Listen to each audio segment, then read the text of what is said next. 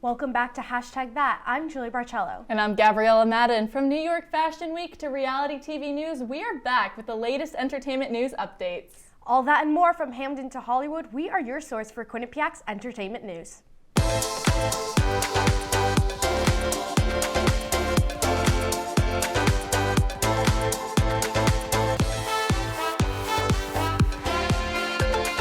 From Hamden to Hollywood, we are your source for Quinnipiac's entertainment news. The Rock and Roll Hall of Fame announced their 2024 nominations on Saturday, 2/3 of which are first-time nominees. The group of first-timers includes some big names like Mariah Carey, Cher, Oasis, Ozzy Osbourne, and Sinead O'Connor. Returning to the ballot are icons such as Mary J. Blige, A Tribe Called Quest, and the Dave Matthews Band. According to Variety, this is the rare year in which none of the nominees are being put up for election in their first year of eligibility. Carey has been eligible since 2016, Oasis since 2020, O'Connor since 2013, and Cher since 1991, as performers become eligible 25 years after the release of their first single. Voting takes place between now and April, when the finalists will be revealed. A ceremony is being planned for the fall, where it will be live streamed on Disney+, then edited to air on ABC at a later date. Just before his Super Bowl performance, Usher released a new album called Coming Home. This is his newest album since 2016, making it his 9th album. It has 20 new tracks, which he announced on social media, captioning his post, quote, "To my day ones, love y'all. I know it's been a long time coming. I hope you love it as much as I do," end quote.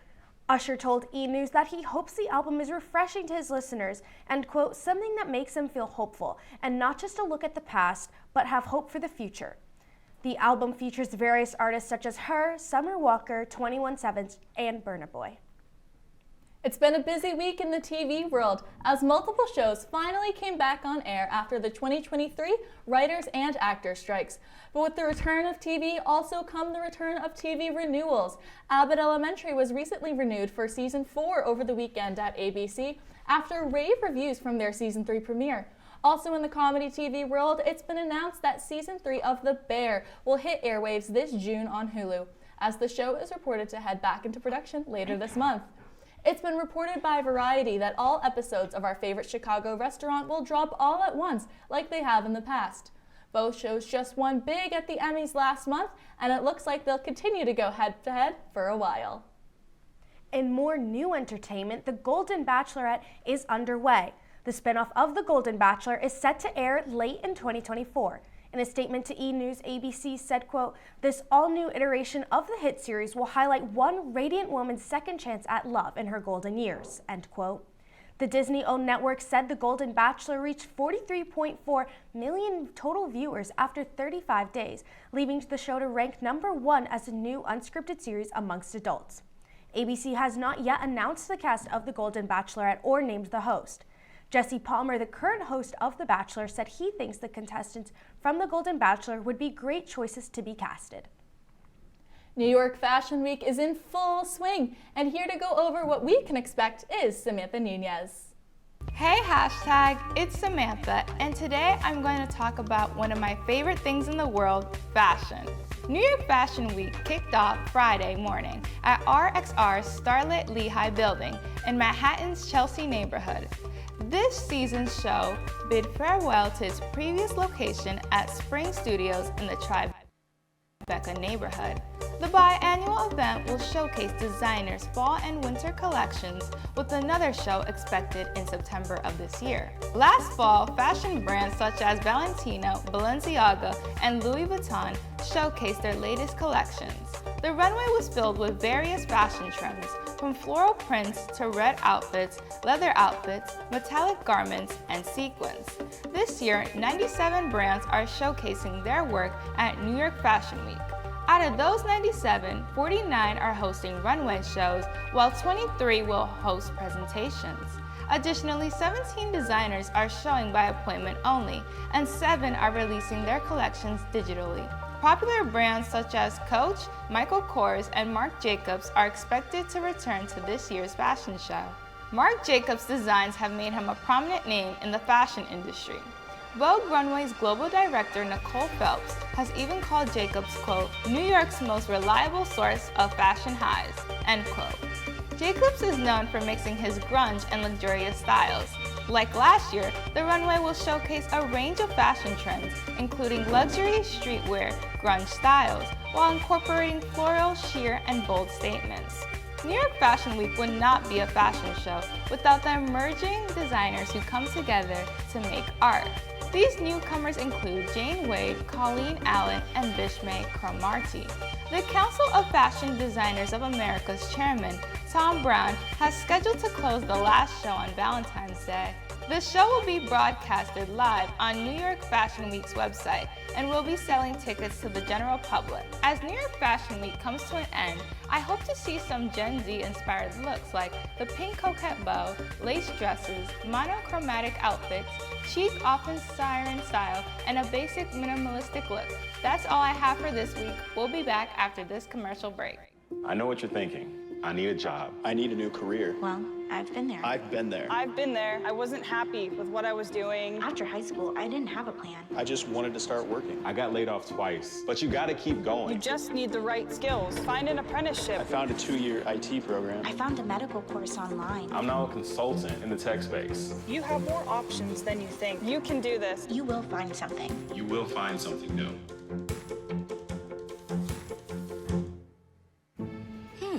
Maybe you can make retirement happen. After all, you made home ownership happen. Homeschooling yourself on loans, beefing up your credit score. So I'm pre-approved. You were like, yes! Sorry. Color coding listings, ticking boxes, and flushing every toilet in a 20-mile radius. Home sweet home. You aced house hunting. Now get the tips you need to get on track at aceyourretirement.org. When we adopt a shelter pet, we discover they're a unique mix of all kinds of things. Come on, Jules, spot on this last one. There it is.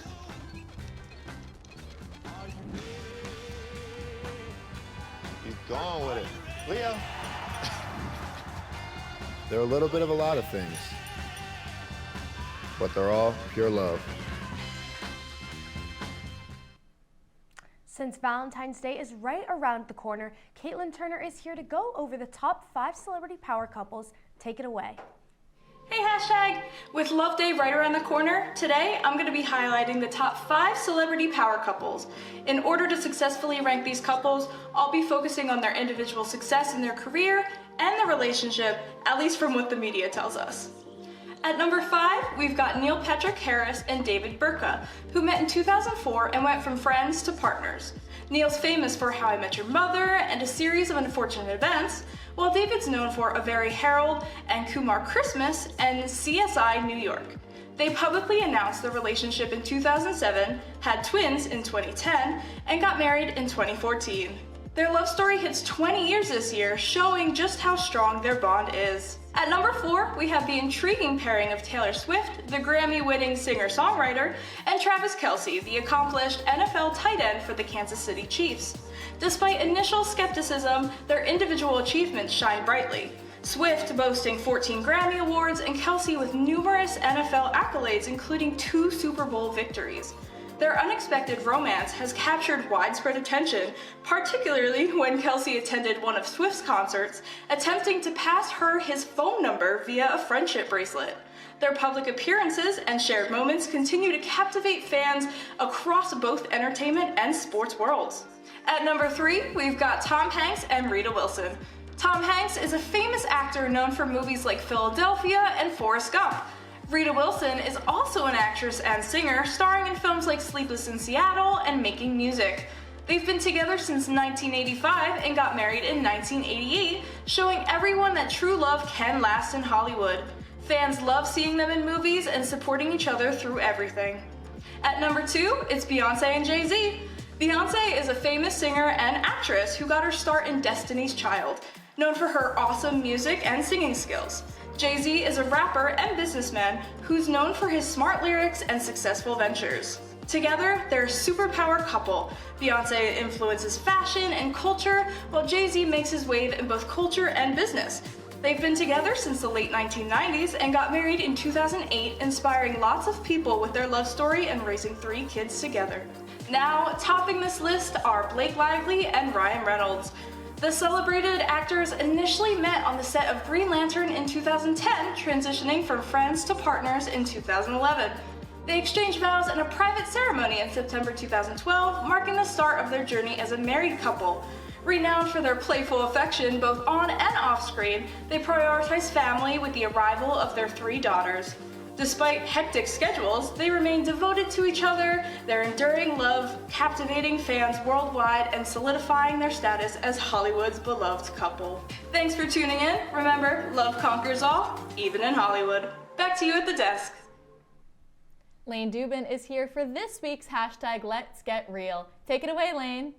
Thanks, guys. Starting off, Gypsy Rose Blanchard Anderson's recent announcement of her upcoming Lifetime series has stirred controversy across social media platforms. Taking to Instagram, the 32-year-old revealed plans for a new show with her husband, Ryan Anderson, offering a glimpse into her post-prison release. However, the timing of the announcement raised eyebrows, coming just 2 days after she emphasized her desire to be seen, quote, not as a public figure, but just as Gypsy, end quote. Fans were quick to criticize the perceived hypocrisy, highlighting the contradiction between her previous statements and the announcement of the new series. Despite Gypsy's assurance that the show will provide an authentic portrayal of her post-prison life, backlash continues to mount as social media users question her intentions and authenticity. The debate rages on, and Gypsy Rose Blanchard Anderson's foray into reality TV remains a topic of heated discussion amongst followers and critics alike. Moving on, a Chicago startup, bracketology.com, has launched a mobile app catering to reality TV fans, coinciding with the latest season of The Bachelor. The app has already seen over 30,000 downloads, with 20,000 Bachelor enthusiasts signing up. CEO Jonah Fiakow described the app as a blend of college basketball brackets and a fantasy football, tailored for shows like The Bachelor, Survivor, Big Brother, and RuPaul's Drag Race. Within days of its release, the app surged to the top 25 chart for entertainment on the iOS App Store. Despite being entirely free, the app offers various game types, including First Impression, Week to Week, Advanced, and Confidence Pool. While manually tracking points for each game, the company plans to expand its offerings to include the Oscars and possibly cooking shows. Fiakow sees the app's success as just the beginning, with plans for strategic partnerships and further expansions on the horizon. Finally, Lisa Vanderpump's highly anticipated reality series, Vanderpump Villa, set in her lavish French chateau, is set to premiere on Hulu this spring. In the trailer, Vanderpump lays down strict rules for her hand-picked staff to ensure a flawless experience for guests at Chateau Rosabelle, yet drama ensues behind the scenes. The diverse staff includes mixologists, chefs, and event coordinators, each bring their own motivations and personalities to the table. Despite Vanderpump's expectations, the trailer reveals moments of mischief and conflict amongst the crew, from lingerie parties to potential altercations. With an exclusive cast unveiled by People, the series promises an entertaining glimpse into the world of luxury hospitality. Fans eagerly await the premiere date for this captivating new addition to reality TV. That's all for this week's hashtag Let's Get Real. We'll be right back after this commercial break.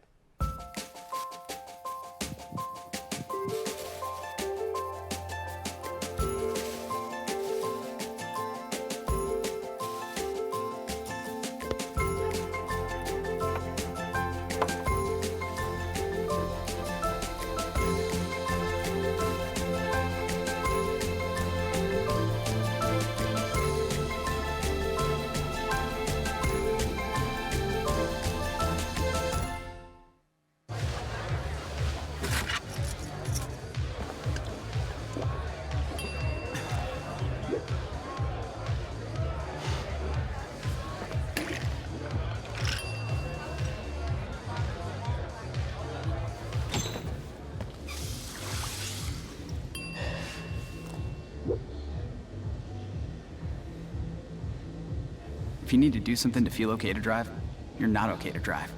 Don't drive buzzed. Meet the Scan, a simple procedure whose mission is to detect lung cancer early.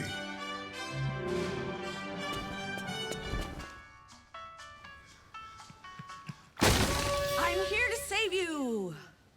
But I feel fine. That's great, but you may still be at high risk for lung cancer. Oh man, that's a new fence. If you smoke, early detection could save your life. Learn more at SavedByTheScan.com.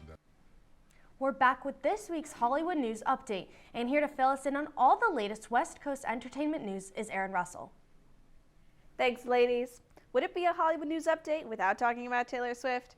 Controversy has struck Taylor Swift after a 2022 study revealed she is one of the biggest contributors to climate change caused by carbon dioxide emissions. The study, completed by sustainability marketing agency Yard, totaled her emissions to 1,184.8 times the average person's annual emissions.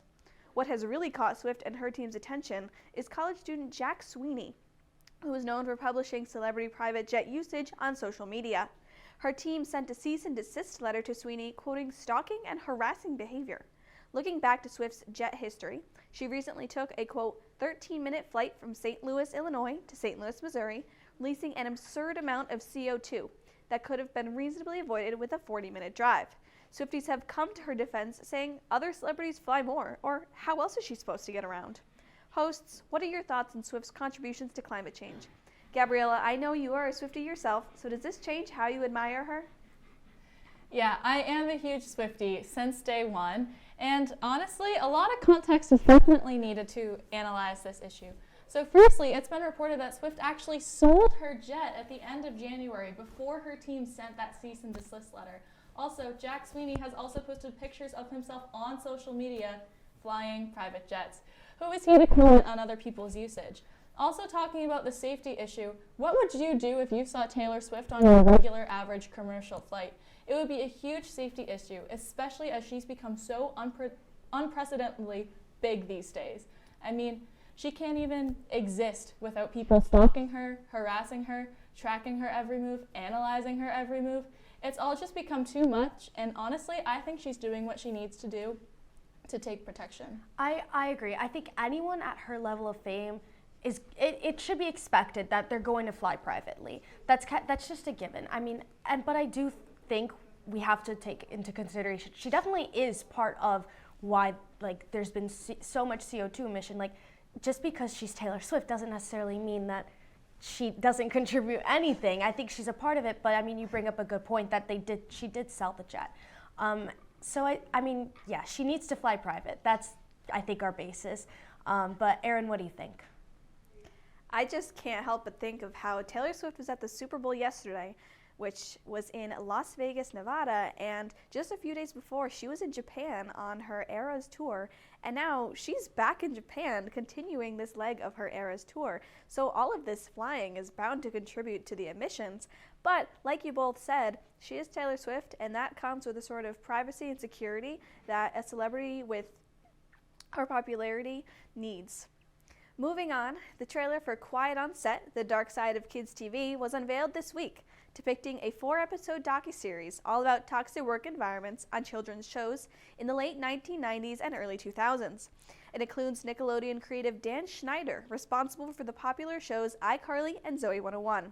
The story follows, quote, insidious environment rife with allegations of abuse, sexism, racism, and inappropriate dynamics with its underage stars and crew, end quote. The show will include testimonies from parents of child stars and some actors themselves, such as Mark Summers and Alexa Nicholas. A spokesperson for Schneider said, quote, the fact is many kids on these shows are put in the untenable position of becoming the breadwinner of their family, and the pressure that comes along with that. They continue, that is why there are so many levels of standards, executives, lawyers, teachers, and parents everywhere, all the time, on every set, every day, end quote. Who do we believe in this scenario? Furthermore, what kind of expectations do you believe should be set upon sets with child actors? I mean, to get right to your point, we believe the children. I mean, no child should even know that exists, let alone have to go through it. I think issues like this, there's so many issues like this in Hollywood, and especially with children, it's just not spoken enough about. We definitely need to start bringing more awareness to problems like this, because children actors, they don't know necessarily better than to do what they're being told. So I think that this is something that parents need to get involved in more when they're signing their children up to become actresses or actors. And this is something that studios need to be more aware of, and more attention just needs to be brought to this in general. 100%, I agree with you. every single sentence of that. Honestly, in my opinion, I think there needs to be more legal protection for child actors as a whole. And props to these actors for speaking about the unspeakable. I can't imagine that that was anything easy to do. And I also agree with you. They shouldn't be aware that these things exist, and there need to be safer seats for child actors, especially seeing stories from Macaulay Culkin, Miley Cyrus, and so many other stars, not just from Nickelodeon, but also from Disney too, about what they faced on set, from exhaustion, burnout, and so many other issues that they faced after they got off set. Erin, what do you think?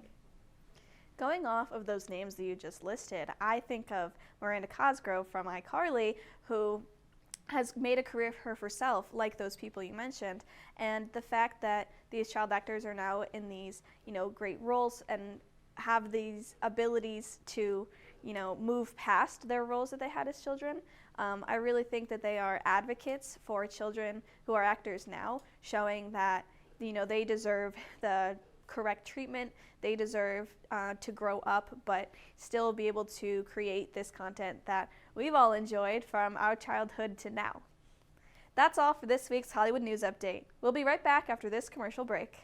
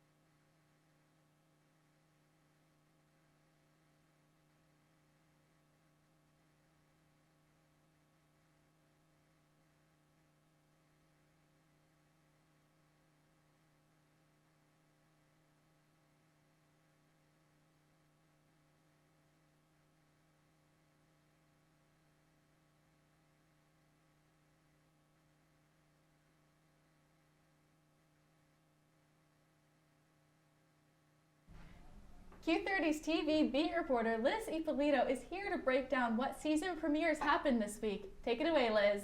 Thanks, guys. Starting off with a show that I've been watching since the series premiere. Jersey Shore Family Vacation is back for a 7th season on MTV. After a drama-filled season 6 with Sammy returning to the series, Ronnie's unexpected pop-in, and the discovery of Angelina's father, season 7 proves to be no less dramatic. This is the first time since the original series concluded that all 9 roommates will be on a trip at the same time. After Ronnie and Sammy's messy breakup, this is definitely going to be a season that fans need to tune in for. Jersey Shore Family Vacation airs at 8 p.m. Eastern Standard Time on MTV. Moving on and back to school, Abbott Elementary is back with its 3rd season after lead Quinta Brunson won an Emmy for Best Actress in a Comedy Series.